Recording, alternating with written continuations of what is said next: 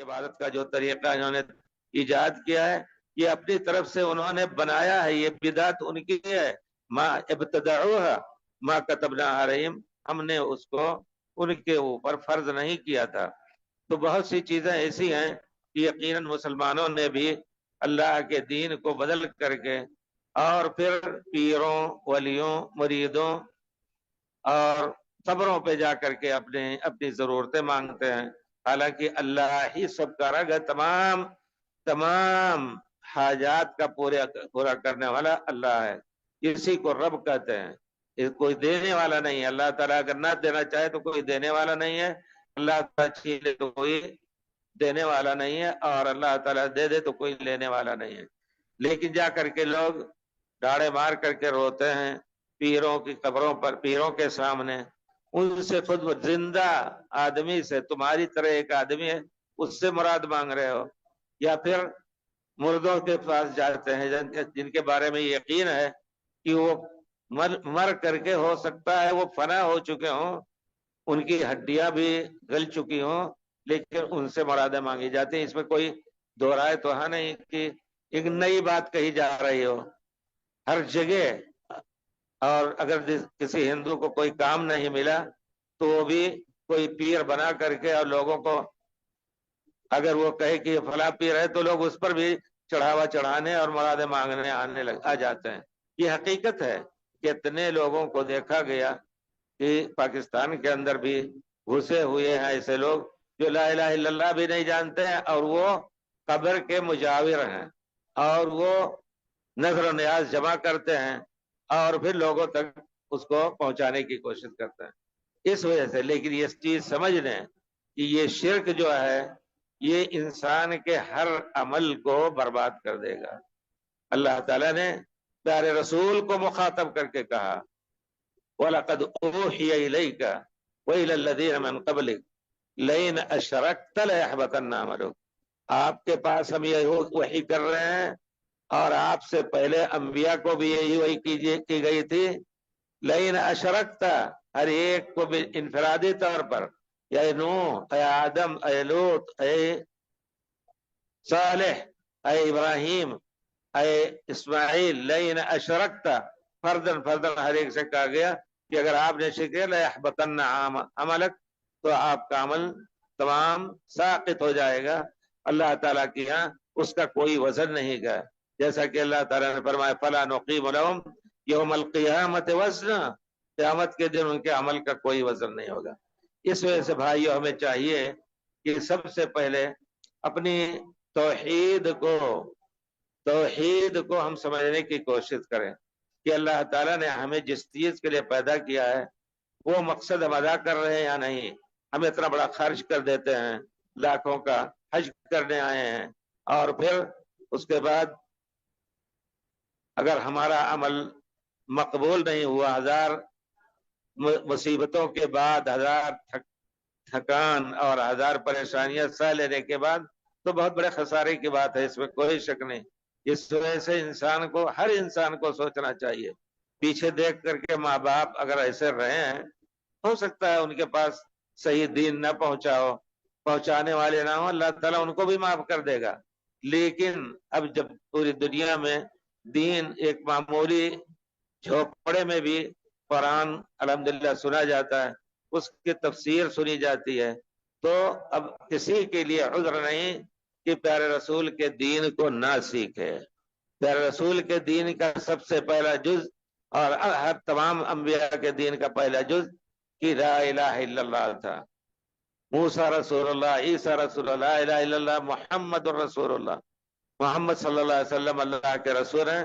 جب پیارے رسول آئے تو یہ کلمہ ہوا اللہ تعالیٰ کی طرف سے ہر ایک کے لیے کہ اللہ کے لائق عبادت نہیں، اور عبادت ہر وہ چیز ہے جس کو اللہ نے اپنے ساتھ خاص کر رکھا ہے. کسی اور دوسرے کے ساتھ اس کو خاص کرنا یہ شرک ہوگا. اسی طرح اللہ نے جتنا نعمتیں سب کو دی ہیں یا دینی ہے وہ اللہ ہی کے ساتھ خاص ہے. اگر کسی غیر اللہ سے مانگیں گے تو ہم شرک کر رہے ہیں. اور شرک کا معاملہ یہ ہے کہ اس کے ہوتے ہوئے کوئی بھی عمل، پہاڑوں جیسا عمل لے کر کے آدمی آئے، اگر شرک کر رہا ہے تو عمل قبول نہیں ہوگا. یہ چیز ہمیں سمجھنی چاہیے. یہ کسی مذہب کی بات نہیں ہے کہ فلاں مذہب. ہمارے ائمہ امام ابو حنیفہ رحمۃ اللہ علیہ، امام شافعی، امام مالک، امام احمد بن حنبل، یوسف، ظفر، محمد شیبانی، سب لوگ اسی کی دعوت دیتے تھے. سب لوگ اسی کی دعوت دیتے تھے. لیکن کچھ لوگ ایسے بھی ہیں جو نبی اپنے کو امام ابو حنیفہ رحمۃ اللہ منسوب کرنے کے باوجود بھی وہ شرک، واضح طور پر شرک کرتے ہیں، کیونکہ انہوں نے حضرت امام کی نصیحت کو نہیں سمجھا، اللہ تعالیٰ کی کتاب کو سمجھنے کی کوشش نہیں کی. یہ بھی ایک بہت بڑی مصیبت ہے کہ جو کتاب اللہ تعالیٰ نے پوری دنیا کی ہدایت کے لیے نازل کیا ہے اس کو سمجھنے کی کوشش ہم کم کرتے ہیں.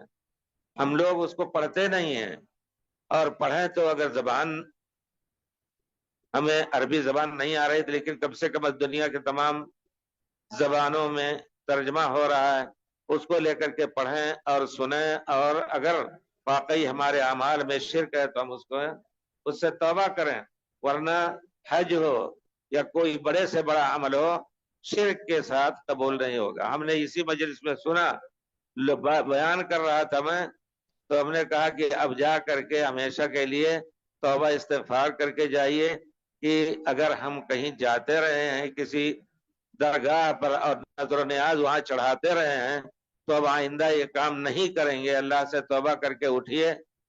ایک صاحب اٹھے کھل کر کے بے دھڑک، بالکل بے دھڑک جس کو کہتے ہیں بے حیائی سے کہا گئے کہ نہیں، ہم جائیں گے تو سب سے پہلے بہرائچ پہ ہم وہاں بکرا ذبح کریں گے. اللہ اکبر. یعنی دین کو لوگوں نے اپنے طور پر جو سمجھا ہے اسی پر اڑ رہنے کی ہٹ پر ہیں، اسی پر اڑے رہنا ہے. نہیں بھائیو، ہمیں دین کو سمجھنا ہے، اور دین قرآن اور پیارے رسول کی حدیث اور صحابہ کرام کی سمجھ سے مکمل ہوا. کس طرح انہوں نے صلاۃ لا الہ الا اللہ، کس طرح انہوں نے اس معنی کو برتا، اسی طرح صلاۃ کس طرح پڑھی، اسی طرح زکوٰۃ کے جو آداب تھے وہ کس طرح دیتے تھے، صوم اور حج کیسے برتے تھے، تمام چیزوں کو پیارے رسول واضح طور پر چھوڑ کر کے گئے. اور آپ فرما چکے ہیں کہ میں تم کو واضح راستے پہ چھوڑ کر کے جا رہا ہوں. لا یزیغ عنہا الا حالک، اس سے دائیں بائیں کوئی ہوگا تو وہ ہلاکت ہی میں جائے گا. اس وجہ سے بھائیوں ہمیں چاہیے کہ سب سے پہلے ہم یہ سوچیں کہ ہم اپنے، اگر واقعی ایسے رہے ہیں کبھی کہ ہم غیر اللہ کے لیے نظر و نیاز چڑھاتے تھے، غیر اللہ سے مدد مانگتے تھے، تو ہم ہزار توبہ استغفار کر کے اور پھر اب نئی زندگی شروع کرنے کی کوشش کریں. اور پھر اللہ تعالیٰ نے وعدہ کیا انشاءاللہ کہ ہمارے بندے 1000 گناہ کریں ہم ان کو معاف کر دیں گے. جب تک ہوش حواس ہے شرک جیسا بڑا گناہ بھی اللہ تعالیٰ معاف کر دیں گے. اور یہ شرک جیسا کہ حدیث شریف میں ہے کہ اکبر الکبائر، بڑے گناہوں میں سب سے بڑا گناہ، الا انبئکم باکبر الکبائر، سب سے بڑے گناہوں میں سے سب سے بڑا گناہ اس کی خبر تمہیں نہ دے دو. صحابہ نے کہا بلا یا رسول اللہ، بتائیے. آپ نے فرمایا الاشراک باللہ، اللہ کے ساتھ کسی کو شریک کرنا. شریک کرنے کا معنی کیا ہوا کہ اللہ تعالیٰ کسی کے لیے سجدہ نہیں پسند کرتا ہے، کسی کے لیے سجدہ نہ کریں، لیکن جا کر کے قبروں پر سجدہ بھی کیا جا رہا ہے. اللہ تعالیٰ نے یہ فرمایا ہے کسی اور سے اپنی ضرورتیں جس کا مالک صرف اللہ ہے نہ طلب کرو. اولاد ہے، مال ہے، اور کوئی ہے، یہ سب اللہ ہی دینے والا ہے. ہاں، جس چیز کا دنیاوی اعتبار سے کوئی قادر ہے اور اللہ نے اس کو طاقت دی ہے اس سے مدد لینا حرج نہیں ہے. پیارے رسول خود بعض صحابہ سے کہتے تھے پانی کا لوٹا لے لو ہمارے ساتھ چلو، جاتے تھے پیارے رسول کے لیے رکھ دیتے تھے، پیارے رسول قضاء حاجت فرما کر کے ادھر آتے تھے. تو جس چیز کا مالک بندہ ہے اس سے مدد طلب کرنا یہ شرک نہیں ہے. کوئی یہ بھی ایسا بھی کہنے والے مل جاتے ہیں کیونکہ انہوں نے شرک اور غیر شرک کے بارے میں کچھ سوچا ہی نہیں پہلے سے، اور اپنے تمام اعمال کو وہ صحیح سمجھتے ہیں. جو شخص شرک کو چھوڑنے کی دعوت دیتا ہے اس کو مختلف القاب میں وہابی ہے یا باغی ہے یا اور کچھ ہے اس طرح کے ناموں سے یاد کرتے ہیں. دیکھیے اللہ تعالیٰ کے یہاں हर एक को अकेले आना है। अकेले अल्लाह ताला हर एक को खड़ा होकर के हर एक से सवाल करेगा, उसका नाम है अमाल जो कुछ है उसी पर उसका दारो मदार नजात का होगा। तो मैं आप कहना यह चाहता हूं कि तौबा सबसे पहले, जैसा कि उलमा ने लिखा है कि तौबा की शर्त यह है कि आदमी पुराने गुनाहों से नादिम हो। यानी हम अगर जा रहे हैं कहीं खबरों पर नजर न्याज चढ़ाने या उनसे मदद मांगने जानते थे तो हमेशा वाकई हमने गलत काम किया, इस पर नदामत हो और फिर हमेशा के लिए उसको छोड़ देने का अज़्म कर दे, अज़्म कर दे। कभी ऐसा नहीं करेंगे इंशाअल्लाह जब तक होशवास है। ये इतना बड़ा गुनाह भी जो शिर्क है अल्लाह माफ कर देगा, लेकिन अगर उस वक्त जब मौत का वक्त आ जाए, आदमी आखिरत और दुनिया के दो राहे पे खड़ा होता है, दोनों तरफ देख रहा होता है, उस वक्त जो है तौबा कबूल नहीं होगी। जैसा कि अल्लाह ताला ने फिरौन को खुद मुखातब करके कहा। फिरौन जब डूबने को रहा तो क्या कहा उसने? आमनतु बिल्लज़ी आमनत बिही बनु इसराइल, उस रब पर ईमान लाया जिस पर बनी इसराइल ईमान लाए थे, यानी यहूदी। तो अल्लाह ताला ने क्या कहा? अल आन, अब तुम तौबा कर रहे हो, वक़द असैत मिन क़ब्ल, इससे पहले तूने नाफरमानी की। तो अल्लाह ताला ने हमेशा के लिए आग में डूबने के बावजूद भी उसको हमेशा के लिए आग पर सुबह शाम तपाया जाता है। अन्नारु युरदून अलैहा गुदुव्वन व अशिय्यन, सुबह शाम उनको आग से तपाया जा रहा है। और क़यामत के दिन अल्लाह ताला कहेगा अदखिलू आला फिरौन अशद्दल अज़ाब, क़यामत के दिन फिरौन को सख्त अजाब में दाखिल करो। इस वजह से भाइयों, जब तक होश हवास है हम तौबा इस्तिग़फ़ार कर लें। अब आगे जाकर के कुछ ऐसे भी मिले यहाँ जो कहते हैं हमने बात समझ ली, हम तौबा कर रहे हैं, लेकिन हम जब घर जाएंगे तो हमें लोग घर से बाहर निकाल देंगे, हमें घर में नहीं रहने देंगे। तो उन ऐसे लोगों के लिए यही कहना है कि अगर अल्लाह के लिए अगर आप घर बार छोड़ देते हैं तो अल्लाह ताला आपकी मदद करेगा। बेशक प्यारे रसूल ने खुद अल्लाह ही की खातिर मक्का छोड़ा, जिसको छोड़ते हुए आपने जितनी तकलीफ बर्दाश्त की उसका अंदाजा उस लफ्ज से होता है कि आप खड़े होकर के काबा की तरफ मुखातब होकर के कहते हैं कि तो सबसे प्यारा शहर अल्लाह का है, अल्लाह के नजदीक सबसे प्यारा शहर है, मेरे नजदीक भी प्यारा शहर है, लेकिन अगर तेरी कौम ने मुझे निकाला ना होता तो यहां से ना निकलता। आप गए, हजार गम लिए फिराक़े वतन का, मदीने में अल्लाह ताला ने आपको अंसार जैसे लोग जो जान छिड़कने के लिए प्यारे रसूल पर तैयार रहते थे, ऐसे लोग मिले और फिर अल्लाह ताला ने आपको मक्के में ला करके फतेहयाब फातेह की हैसियत से दाखिल किया। तो मेरे कहने का मतलब यह है कि अगर कोई कहता है कि अगर हम खालिस तौहीद पर अमल करने लगे तो हमारी बीवी भी हमें नहीं करीब आने देगी, हमारे बच्चे भी, हमारे घर वाले भी। लेकिन भाइयों ये जानना चाहिए कि दीन सबसे बड़ा सरमाया है, सबसे बड़ा रासुल माल दीन है। दीन अगर हिफाजत से, दीन अगर महफूज है तो इंशाअल्लाह अल्लाह ताला तमाम चीजों को महफूज करेगा आपके लिए। आपकी रोजी का जिम्मेदार अल्लाह ताला है। हाँ, असबाब इस्तेमाल कीजिए, अल्लाह ताला इंशाअल्लाह रोजी देगा। घर से अगर निकाल रहे हैं तो निकलिए, जाइए। कुछ ऐसे लोग भी आपको मिलेंगे जो आपको पनाह दे सकते हैं। आप जैसे होंगे इंशाअल्लाह कि वो तौहीद की बिना पर लोगों की गालियां भी सुन रहे हैं, लोगों के ताने भी सुन रहे हैं, लेकिन उस पर अमल करने वाले हैं। तो कहने का मतलब है कि अगर कोई कहे कि नहीं हम कैसे छोड़ें, हम बेघर हो जाएंगे, अगर यही रहा, यही अंदाज रहा आपका, तो इसका माना यह है कि यकीनन आप अपनी हिफाजत खुद नहीं कर पा रहे हैं। इमाम साहब ने जो मगरिब नमाज क़िराअत की है वो कौन सी है? या अय्युहल्लज़ीना आमनू क़ू अंफुसकुम व अहलीकुम नारा, ऐ मोमिनो खुद अपने को और अपने घर वालों को जहन्नम के अजाब से बचाओ। वक़ूदुहा अन्नास वल हिजारा, जिसका ईंधन क़यामत में लोग होंगे या पत्थर होंगे। तो कैसे बचाएंगे?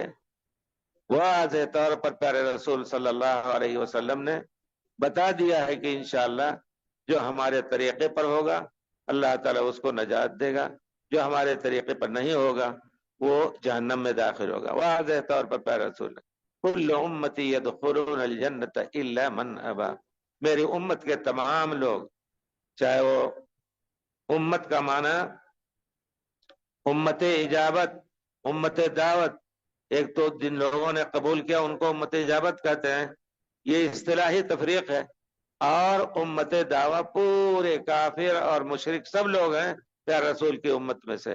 پیارے رسول نے فرمایا کل امتی یدخلون الجنت الا من ابا، میری امت کے تمام لوگ جنت میں داخل ہوں گے سوائے اس کے جس نے انکار کیا۔ قیل من یا ابا یا رسول اللہ، کون انکار کرنے والا ہے؟ قال من اطاعنی فقد نجا ومن عصانی فقد ابا، میری اطاعت کرے گا تو نجات پا جائے گا، اور جو میری نافرمانی کرے گا وہ جہنم میں جائے گا۔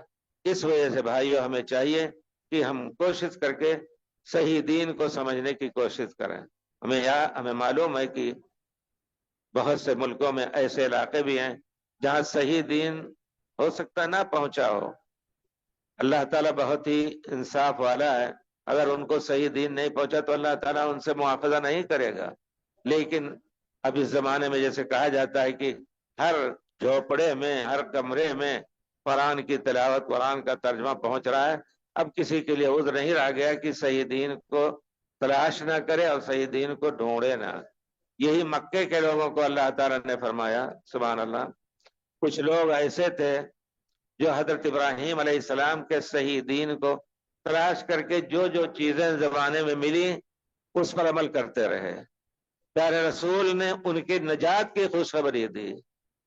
کچھ لوگ ایسے تھے جنہوں نے پتھروں کو یا بتوں کو کبھی سجدہ نہیں کیا، دین ابراہیمی کے اعتبار سے جاتے تھے، حج کرتے تھے، حج میں جو چیزیں تھیں صحیح لبیک لبیک اللہم لبیک وہ کہتے تھے، لیکن کفار قریش وہ بھی جاتے تھے حج کرنے، کیا کہتے تھے؟ لبیک اللہم لبیک، اے اللہ حاضر ہم حاضر ہیں، لا شریک لک، کوئی تیرا شریک نہیں ہے، ہاں وہ تیرا شریک ہے جو تو اس کا بھی مالک ہے، یعنی اللہ ہی کو مالک سمجھتے تھے لیکن شرک کرتے تھے تو ان کے لیے نظر و نیاز چڑھاتے تھے۔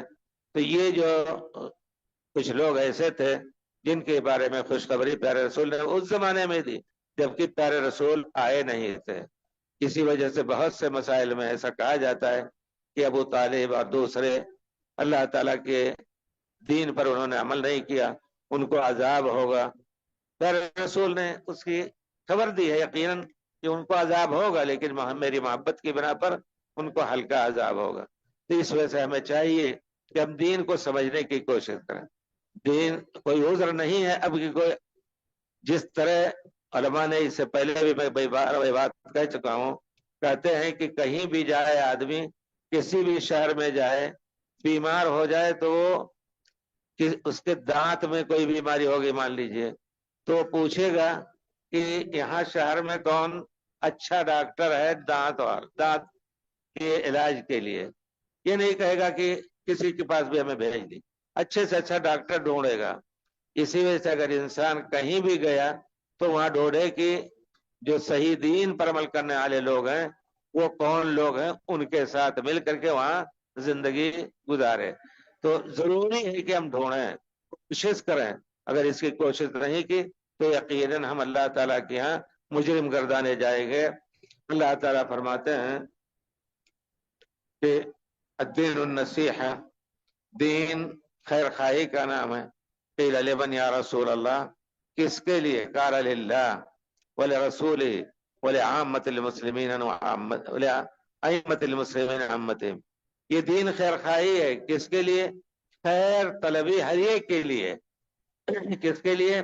اول تو اللہ کی کتاب کے لیے خیر طلبی، اس کی تفسیر علماء نے بڑی لمبی کی ہے کہ اللہ کی کتاب کے لیے خیر کی طلبی، اللہ کی کتاب کو پڑھا جائے، سمجھا جائے، زیادہ سے زیادہ اس کی تلاوت کی جائے، اور اللہ کے رسول کی اطاعت کی جائے۔ اللہ کے رسول کے لیے خیر خواہی ہے کہ अल्लाह के रसूल को उसवा समझ करके हर चीज में आपका अमल ढूंढा जाए। वलिअइम्मतिल मुस्लिमीन, इसी तरह जो लोग हाकिम हैं उनके लिए भी खैर खाही का जज्बा होना चाहिए। हो सकता है कोई गलती कर जाए तो फौरी तौर पर तलवार उठा करके उनके खिलाफ खड़ा होना ये भी जायज नहीं है। इस्लाम में काफिर भी हो लेकिन जब तक आपको ताकत नहीं है उसके खिलाफ आप आवाज तलवार के साथ या इस तरह निकलने के या समझ लीजिए कहते हैं इनकलाब बर्पा करने की कोशिश करना, ये भी शरई तौर पर अपने को हलाक करना है। जैसा कि प्यारे रसूल खुद यहाँ थे, कुफार कुरैश के नरगे में थे, हमेशा वो चुपके लोग नमाज पढ़ते और कुरान पढ़ते थे, लेकिन आपने लोगों को कहा नहीं कि जा करके वहां बैठते हैं काबा के साए में जा करके उनको मार डालो। तो ये सब चीजें शरीयत की हैं। और फिर उसके बाद आमतहिम, आम लोगों के लिए खैर खाही, आम लोगों के लिए खैर खाही यही है कि हम खुद अपनी इस्लाह करें और अपने साथ दूसरों को भी समझाने की कोशिश करें। अगर अल्लाह ताला ने हमें हिदायत दी, पहले हम गुमराह थे, तो हर एक को जितना जान गए हैं आप उसको दूसरे तक पहुंचाने की कोशिश करें। और आप हज पे आए हैं, बेशक अल्लाह ताला ने हज फर्ज किया है और हज के फर्ज करने की बहुत सी दलील है। जैसा कि अल्लाह ताला ने खुद कलाम पाक में फरमाया है, वलिल्लाहि अलन्नास हिज्जुल बैत मन इस्तता इलैहि सबीला, लोगों के ऊपर हज फर्ज है जो वहां तक पहुंचने की ताकत रखता हो। वमन कफर फइन्नल्लाह गनियुन अनिल आलमीन, जो कुफ्र करेगा यानी ताकत होते हुए भी, इम्कान होते हुए भी वो हज नहीं कर रहा है तो कुफ्र कर रहा है और अल्लाह ताला उससे बेनियाज है। इसका माना यह है कि हज जो है वो हर एक के ऊपर जो फर्ज है उसका अदा करना कि जल्द से जल्द उससे अदा, इस फर्ज से सुबकदोश हो जाना लोगों के लिए जरूरी है। अगर नहीं कर रहे हैं तो गोया अल्लाह ताला के हुक्म की नाफरमानी कर रहे हैं। यहाँ तक कि हजरत उमर रज़ी अल्लाह ताला अन्हु ने कहा कि मेरे दिल में एक बात आई कि लोगों को मैं भेजो, अपने लोगों को जाकर के देखें जिसको ताकत है हज करने की, सही सालिम है और उसके पास माल अमवाल भी है और इसके बावजूद हज नहीं कर रहा है, तो उन पर हम जिजिया लागू कर दें। यानी जिस तरह काफिरों पर जिजिया लाजिम किया जाता है इस तरह लागू कर दें। तो कहने का मतलब है कि ये समझ हजरत उमर रज़ी अल्लाह तआला अन्हु के दूसरों की ये बताता है कि अगर वो कोई जानबूझ करके हज नहीं कर रहा है, अगर उसके वाजिब होने का इनकार कर रहा है तो उसके काफिर होने में, हलाल दम होने में कोई शुबा नहीं। लेकिन कुफ्र की एक शक्ल ये भी होती है कि वो सुस्ती कर रहा है, अमली तौर पर सुस्ती कर रहा है, तो उस पर कुफ्र का फतवा या इस माने में कि उसको कत्ल किया जाएगी ये सही नहीं है। लेकिन इमाम वक्त को पूछने का हक है कि तुमने हज क्यों नहीं किया। अगर कोई उज़्र जाहिर कर रहा है तब तो माफ कर दिया जाएगा, और अगर ये कह रहा है कि नहीं हज हमारे ऊपर फर्ज नहीं है या हज एक मुसीबत की चीज है, मेहनत की चीज है, तो वो जो है हम नहीं करेंगे, अगर जानबूझ करके उसका इनकार कर रहा है तो उसको काफिर कहा जाएगा पूरे तौर पर। बल्कि हाकिम वक्त तो हक होगा कि उसको कत्ल कर दे ताकि ये अपना गलत ख्याल, गलत ये जरासीम दूसरों को भी ना पहुंचाए। तो वलिल्लाहि अलन्नास हिज्जुल बैत मन इस्तताअ इलैहि सबीला। इसी तरह औरतों के बारे में प्यारे रसूल ने फरमाया है, हजरत आयशा पूछती है कि मर्द तो जिहाद करते हैं तीर तफंग और तलवार के जरिए से, औरतों पर भी जिहाद फर्ज है। तो प्यारे रसूल ने फरमाया जी हाँ, उनके लिए जिहाद है, लेकिन उसमें जो है उन पर जिहाद है, उसमें जंग नहीं करना है तलवार लेकर के। हज और उमरा उनके लिए जिहाद की तरह है, यानी जिहाद की फजीलत। ये रिवायत सही है। गोया जिस तरह जिहाद में अल्लाह ताला ने फरमाया है कि आदमी अगर जिहाद कर रहा है तो एक मामूली 1 घंटा उसमें खड़ा होना उसके लिए तमाम उसके गुनाहों के माफ करने का सबब बन जाता है। तो इसी तरह औरतों का हज करना اور عمرہ کرنا یہ جہاد کے اجر میں ہے۔ اسی طرح اللہ تعالیٰ کی مہربانی سے اللہ تعالیٰ نے حج کو زندگی میں ایک بار فرض کیا ہے، ایک بار فرض کیا ہے، بار بار نہیں۔ لیکن اگر کوئی کر سکتا ہے بار بار نفلی حج تو نفلی حج بھی کرے، اور اگر نہیں کوئی کر سکتا ہے، طاقت بھی ہے نہیں کر رہا ہے، تو اللہ تعالیٰ اس کا مواخذہ نہیں کریں گے۔ اللہ تعالیٰ نے عمرے کی فضیلت بیان فرمائی ہے، یہ بھی العمرۃ الی العمرۃ کفارۃ لما بینہما، ایک عمرہ کے درمیان دوسرا عمرہ کرنا جتنے گناہ ہوتے ہیں اللہ تعالیٰ ان کو معاف کر دیتا۔ کون سے گناہ وہ ہیں؟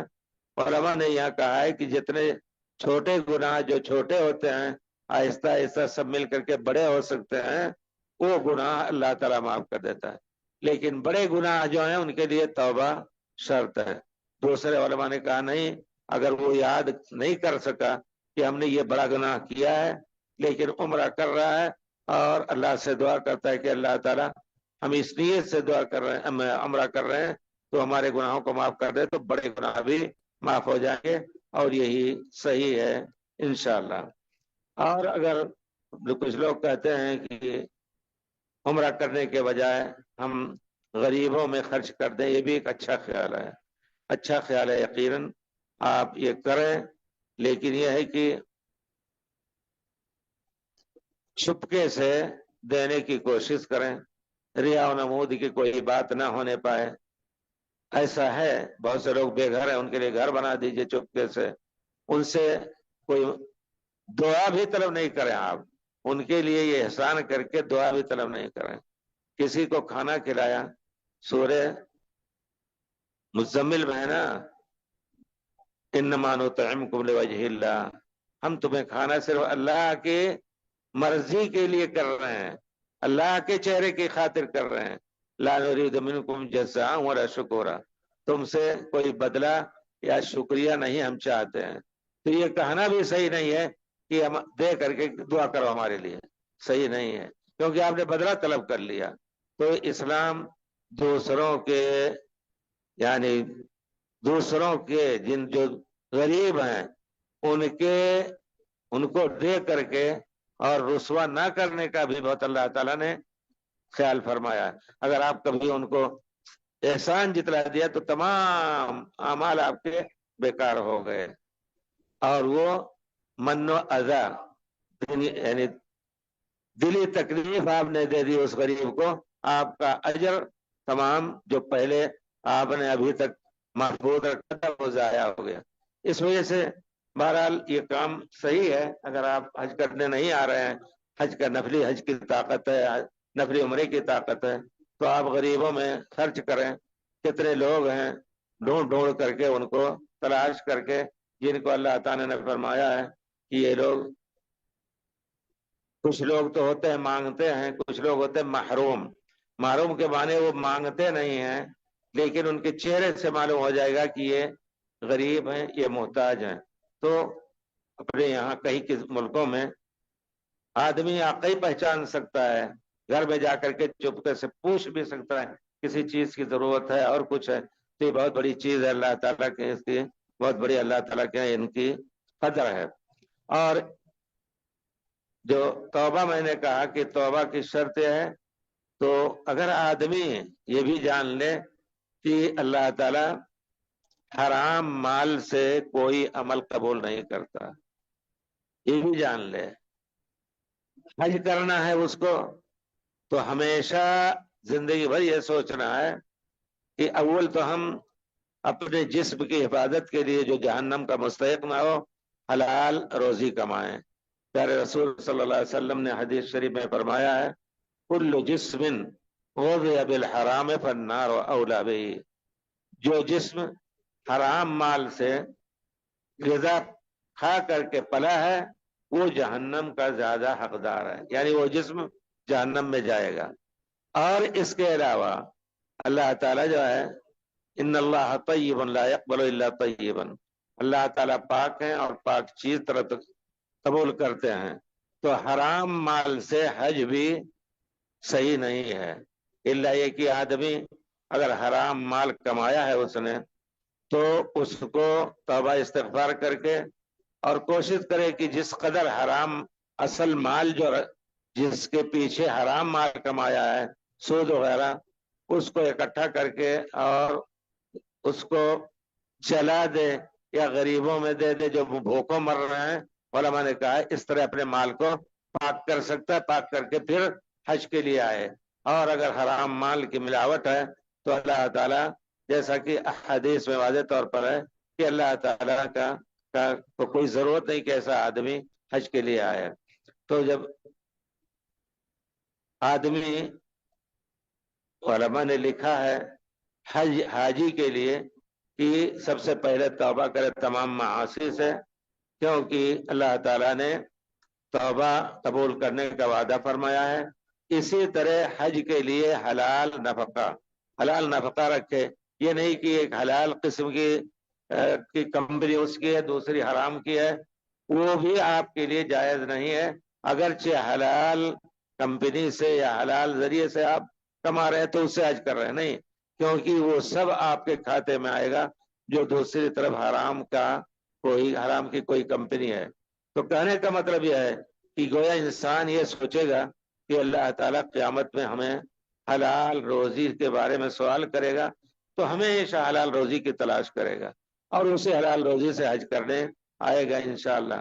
لیکن اگر کسی کا مال لیا ہے تو اس سے چھٹکارا لینا آسان ہے. پیارے رسول نے فرمایا کہ من کان عنده مظلمۃ, کسی نے کسی بھائی پر ظلم کر کے اس کا مال لے لیا ہے یا اس کو ناجائز ستایا ہے, اس کی آبرو پر داغ ڈالا ہے, تو اس کے لیے حلال ہونے کا ایک طریقہ یہ ہے کہ اپنا مال دے کر کے اس کو کہہ دے بھائی ہم نے آپ کو گالی دی تھی, معافی طلب کر لے. فلیتحلل, پیارے رسول نے فرمایا من کان عنده مظلمۃ لاخیہ من مال او ارض, زبردستی کسی کا مال لے لیا تھا اور یا کسی کی آبرو پر حملہ کیا تھا, تو آج اگر اس کے پاس مال ہے تو اس مال کے ذریعے سے حلال کر لے اپنا یہ کام, جا کر کے کہے بھائی آپ کا مال ہم نے لے لیا تھا, معاف کر دیجیے, آپ کا مال ہے اس کو لے لیجیے.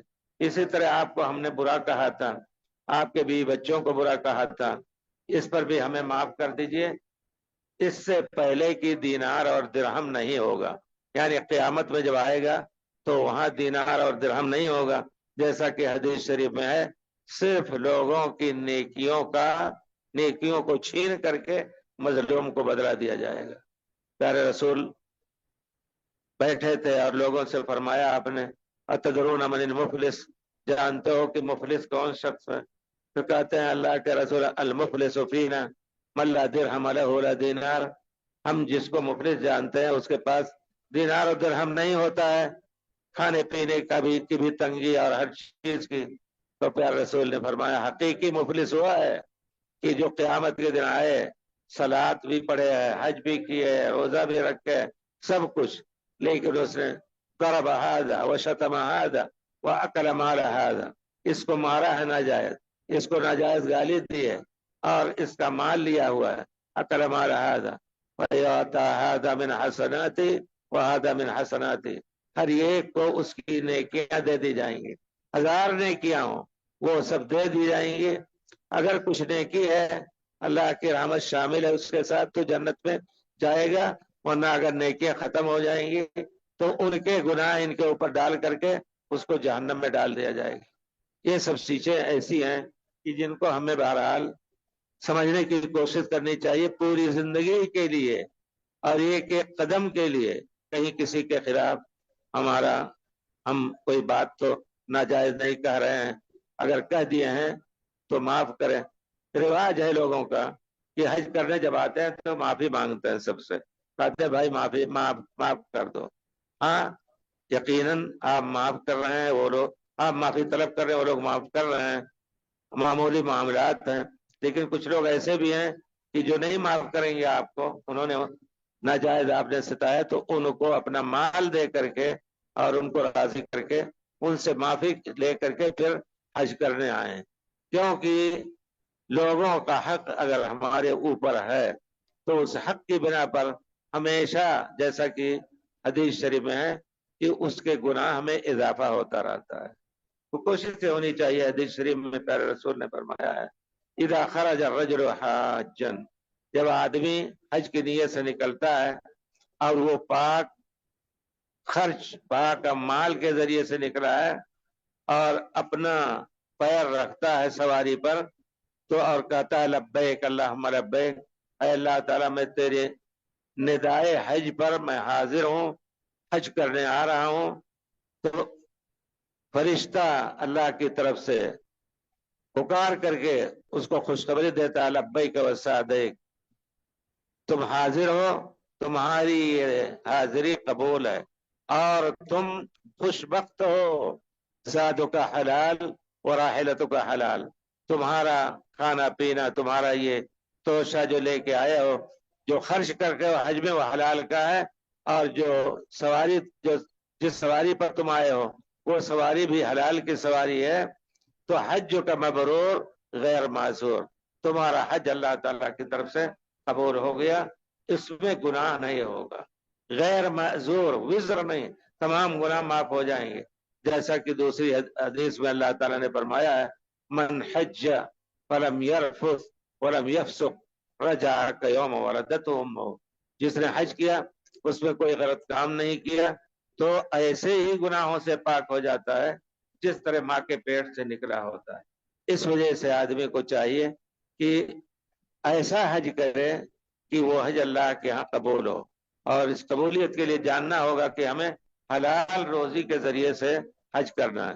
اور حلال روزی اگر حج کرنا ہے تو زندگی بھر ہمیں حلال ہی تلاش کر کے اور پھر کما کر کے زندگی بھر حلال ہی کھانا ہے، تاکہ ہمارا جسم جو حرام سے پرے اس سے محفوظ رہے انشاءاللہ.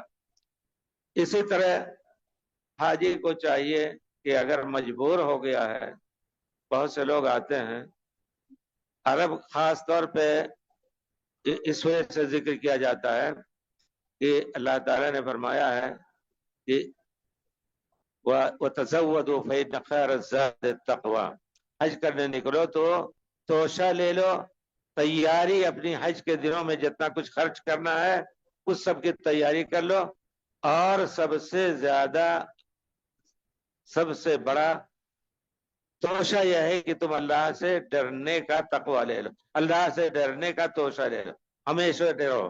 کچھ لوگوں نے کہا یہ تقویٰ کے معنی یمن کے لوگ جو تھے وہ حج کرنے آتے تھے، تیاری نہیں ہوتی تھی تو مانگ کر کے لوگوں سے زندگی گزارتے تھے. تو اللہ تعالیٰ نے ان کو مخاطب کر کے کہا کہ مانگنے سے بچنا سب سے بڑا یہ توشہ ہے. اب اگر کوئی شخص آیا اور اس کا پیسہ کٹ گیا اور کچھ ہے تو الگ بات ہے کہ وہ لوگ اس کے لیے تلاش کر کے اور حج کے خرچ مہیا کریں. ورنہ آج کل دنیا بہت ہی آگے نکل چکی ہے، 1 منٹ کے اندر آپ اگر وہاں آپ کے ملک میں پیسے ہیں تو فوراً منگا سکتے ہیں.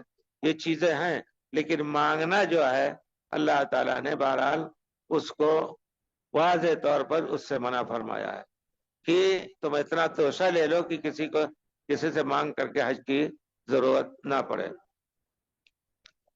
اور اسی طرح تمام اعمال جیسے ہیں، ہمیشہ ہر قدم پہ آپ سوچیں کہ اللہ تعالیٰ میں تیرے لیے یہ کام کر رہا ہوں. دکھانے کے لیے بہت سے لوگ ہم نے خود دیکھا ایسے لوگوں کو کہ بڑے بھاری سیٹ بمبئی وغیرہ کے، اور وہ بغیر تیاری کے بغیر لبیک بھی یاد نہیں کیے، کہتے ہیں میں نے کیا کہتے ہیں ان کے جو ہوتے ہیں مہتا، ان کو کہا کہ بھائی ہمارا حج کے لیے پاسپورٹ نکال دو. میں سمجھتا تھا کچھ دن لگے گا، اور اس نے کہا کل جانا ہے آپ کو، تو میں تیار ہو کر کے آ گیا. تو ہم نے کہا لبیک یاد ہے آپ کو؟ اب آپ سوچئے واللہ رونے کا مقام ہے. تو حج کے لیے جب آئے ہیں ہم، تو حج میں ہمیں کیا کچھ کہنا ہے اور کس طرح طواف کرنا ہے، اور طواف میں کہاں کہاں دعا مانگنی ہے، کیا مقام ابراہیم کیا ہے، یہ سب اب آج کل تو کتابوں میں واضح طور پر وہاں ٹریننگ بھی دی جاتی ہے. جو لوگ واقعی اخلاص سے حج کرتے ہیں وہ سیکھ کر کے آتے ہیں باقاعدہ، تو غلطی نہیں کرتے ہیں. لیکن بہت سے لوگ آئے اور दो चार चक्कर करके चले गए और कपड़ा बदल लिया। ऐसे भी हमने कहा भाई देखिए दुनिया क्या कर रही है, कम से कम उसको देख करके करते। आप क्या, आपने कितना चक्कर लगाया, कितना लगाना चाहिए, कहा हमें नहीं मालूम। ये बहुत बड़े होने का मकाम है। तो इंसान को बहरहाल सीख लेना चाहिए वहीं से। और अगर नहीं तो बहुत से होशियार होते हैं, एक एक कदम पे पूछते हैं अब कितना तवाफ करना है। अच्छा, वहां भी रहते हैं लोग, चलते फिरते रहते हैं।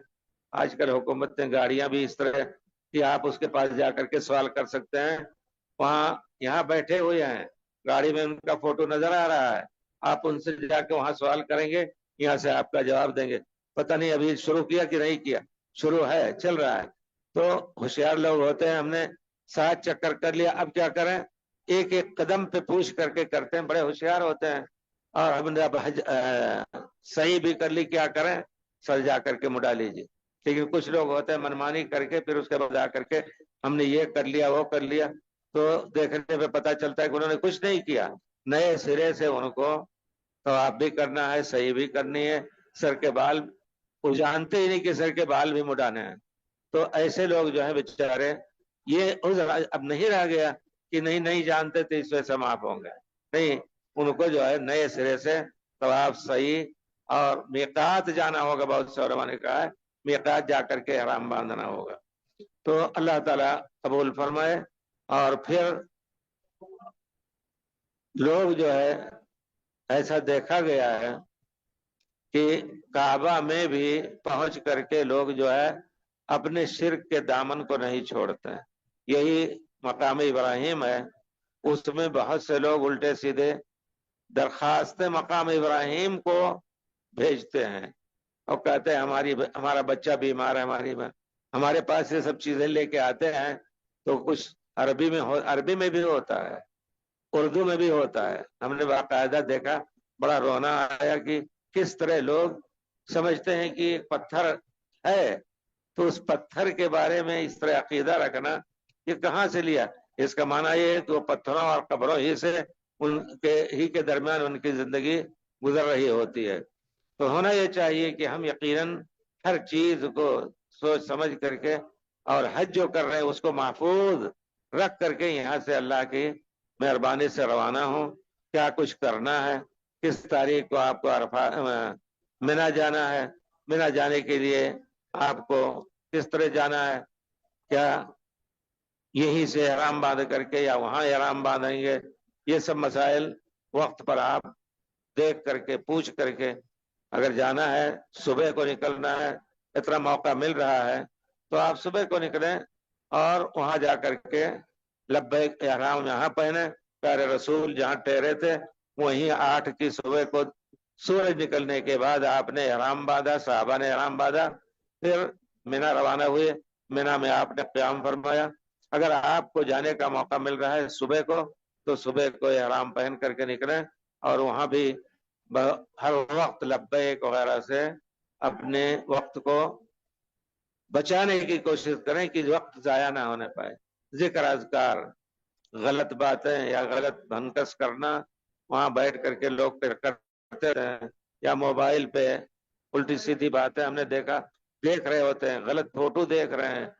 ऐसे लोग भी मिले तो ये सब हमेशा के लिए छोड़ने की कोशिश करें। और हज के दरमियान खास तौर पे हाँ कोई जरूरी हिदायत घर वालों को देनी है और कुछ है या उनसे कुछ मालूमात देना है तो कोई हर्ज नहीं, लेकिन इसके जरिए से अपने वक्त को जाया करने की हर वक्त लब्बैक वगैरह पुकारते रहें, तस्बीह तहमीद। ये हज का मौका इतना मुबारक मौका है कि यकीनन आपको पूरी दुनिया से छुट्टी ले करके और ये सब काम करने के लिए आए हैं आप, तो उसी के लिए वक्त कर दीजिए, उसी के लिए वक्त कर दीजिए और ऐसा हज कीजिए जिस तरह प्यारे रसूल ने हज किया था कि हर वक्त जिक्र अज़कार आमतौर पर प्यारे रसूल बैठे बैठे मजलिसों में भी लोगों को तालीम दे रहे हैं। लेकिन आप एक मजलिस में साहबी कहते हैं हम प्यारे रसूल सल्लल्लाहु अलैहि वसल्लम के इस्तिग़फ़ार का शुमार करते थे तो 70 मरतबा से ज्यादा एक मजलिस में आप इस्तिग़फ़ार फरमाते थे। आप ऐसे अकेले सिर्फ इस्तिग़फ़ार के लिए नहीं बैठे होते थे, लोगों के साथ बैठे हैं, ان کو نصیحتیں بھی کر رہے ہیں، لیکن درمیان میں استغفار اور اللہ کا ذکر بھی کرتے رہتے ہیں۔ اس وجہ سے ہمیں اس رسول کے مطابق یقیناً یہ زندگی جو ہے چند دن کی ہے، قیامت کے دن ہمیں ان سے اللہ تعالیٰ پوچھے گا ان عمرہ فیما افنا۔ آدمی قیامت میں سب سے پہلے اکیلے جب اللہ کے سامنے آئے گا تو اللہ پوچھے گا کہ تم نے یہ عمر جو ہم نے دی تھی اس کو کہاں تم نے فنا کیا؟ پوری عمر کے بارے میں سوال ہوگا، عمومی طور پر، غلط کام میں یا نیک کام میں، کیونکہ اللہ نے ہمیں پیدا کیا ہے صرف اس لیے کہ ہم اسی کی عبادت میں اس عمر کو گنوائیں۔ وما خلقت الجن والانس الا ليعبدون۔ ان عمرہ فیما افنا، کہاں یہ فنا کیا ہے؟ وان شبابہ فیما ابلا، عمر کے بعد اپنی جوانی کو۔ جوانی کے بارے میں ایک روایت میں یہ بھی ہے کہ خود لے حرمی کا، خود من شباب کا لے حرمی، بڑھاپے کے لیے تم اپنی نوجوانی میں کما لو کچھ۔ وہ کیسے؟ آدمی جو ہے طاقتور ہے، الحمدللہ روزی بھی کما رہا ہے، ذکر کر رہا ہے، اور پھر لوگوں کی خدمت بھی کر رہا ہے، ہر نیک کام کر لیتا ہے، لیکن جب بوڑھا ہو جائے گا تو بہت سے کام نہیں کر پائے گا، تو وہ اللہ تعالیٰ اب اللہ کے اپنے بندوں سے، فرشتوں سے کہتا ہے کہ اس بندے کے لیے تمام وہ کام لکھتے جاؤ، اس کا اجر جو اپنی جوانی میں کرتا رہتا تھا نیکی کا۔ نیکی آپ زیادہ سے زیادہ سنتیں پڑھ لیتے تھے جوانی میں، زیادہ سے زیادہ سنتیں پڑھ کر کے، اور ہم اپنے لیے بڑھاپے کے لیے انتظام کر لیں تاکہ بڑھاپے میں بھی ہماری یہ نیکیاں مستقل لکھتی جائیں، لکھتا رہے اللہ تعالیٰ۔ اسی طرح غریبوں کے آپ دیکھ بھال کرتے تھے، اور آپ کو اللہ نے مال دیا ہے، غنا کا قبر فقر، ہو سکتا ہے یہ مال کل چھن جائے، تو اس مال کے ذریعے سے غریبوں کی خبر لے کر کے تم اپنے لیے ایک سرمایہ جمع کر لو کہ تم غریب ہو جاؤ، نہیں خرچ کرو گے تو جو پہلے خرچ کرتے تھے غریبوں میں وہ سب لکھا جائے گا۔ یہ دیکھیے کتنی بڑی مہربانی ہے اللہ رب العزت کی ہے۔ اس وجہ سے ذکر اذکار کا مسئلہ بہت ہی اہم ہے بھائیوں، اور اسی طرح دوسرے نیک اعمال کی ہم زیادہ سے زیادہ کوشش کریں کہ اس پر لوگوں کو بلانے کی بھی کوشش کریں۔